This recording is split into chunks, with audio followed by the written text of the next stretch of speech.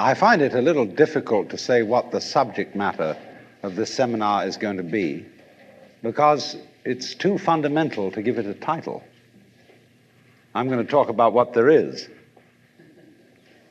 Now, the first thing, though, that we have to do is to get our perspectives with some background about the basic ideas which, as Westerners living today in the United States, influence our everyday common sense, our fundamental notions about what life is about. And there are historical origins for this which influence us more strongly than most people realize. Ideas of the world which are built into the very nature of the language we use and of our ideas of logic and of what makes sense altogether. And these basic ideas I call myth, not using the word myth to mean simply something untrue, but to use the word myth in a more powerful sense. A myth is an image in terms of which we try to make sense of the world. And we at present are living under the influence of two very powerful images, which are, in the present state of scientific knowledge, inadequate. And one of our major problems today is to find an adequate, satisfying image of the world. Well, that's what I'm going to talk about. And I'm going to go further than that, not only what image of the world to have, but how we can get our sensations and our feelings in accordance with the most sensible image of the world that we can manage to conceive.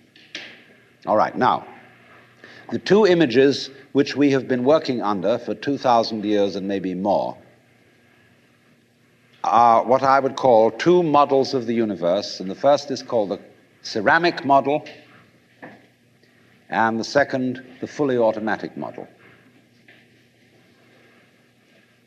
The ceramic model of the universe is based on the book of Genesis, from which Judaism, Islam, and Christianity derive their basic picture of the world. And the image of the world in the book of Genesis is that the world is an artifact. It is made. As a potter takes clay and forms pots out of it, or as a carpenter takes wood and makes tables and chairs out of it. Don't forget, Jesus is the son of a carpenter and also the Son of God.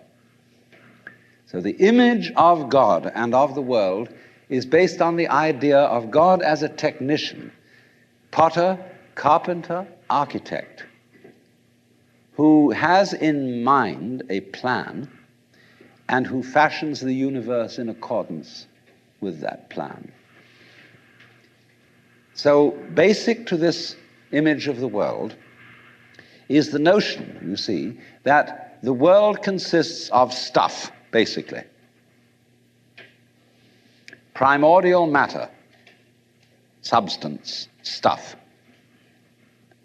as pots are made of clay. And the potter imposes his will on it and makes it become whatever he wants. And so in the book of Genesis, the Lord God creates Adam out of the dust of the earth. In other words, he makes a clay figurine, and then he breathes into it, and it becomes alive, because the clay becomes informed. By itself, it is formless. It has no intelligence, and therefore it requires an external intelligence and an external energy to bring it to life and to put some sense into it.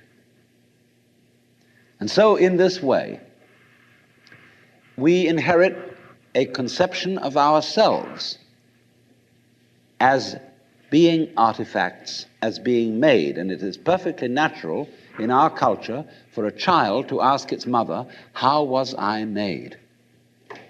Or "Who made me?" And this is a very, very powerful idea, But, for example, it is not shared by the Chinese or by the Hindus. A Chinese child would not ask its mother, "How was I made?" A Chinese child might ask its mother, "How did I grow?" which is an entirely different procedure from making. You see, when you make something, you put it together, you arrange parts, or you work from the outside to the in, as a sculptor works on a stone or as the potter works on clay. But when you watch something growing, it works in exactly the opposite direction. It works from the inside to the outside.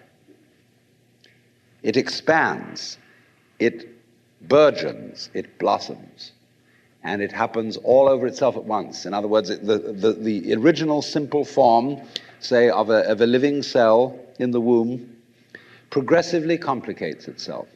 And that's the growing process, and it's quite different from the making process.